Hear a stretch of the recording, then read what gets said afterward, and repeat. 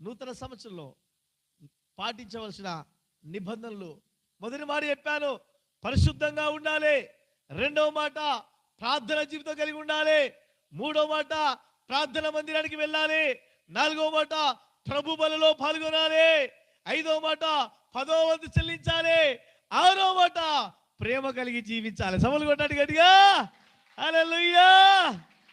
ప్రేమ కలిగి జీవించాలి. కుట్ర కుతంత్రాలు పెట్టుకొని వచ్చి చర్చిలో మాట్లాడడం కాదు. ఈ దయ్యం ఏం చేస్తుందో తెలుసా? ప్రేమ ఉన్న మధ్యలో మంట పెడుతుంది. మంట అయితే ఈ మంట మనం ఏమనుకుంటా అంటే, వాళ్ళు మన ఇటు పక్క ఎవరున్నారో చూడరు, ఇటు పక్క ఎవరున్నారో చూడరు. మన దుష్టాత్మ పని అది.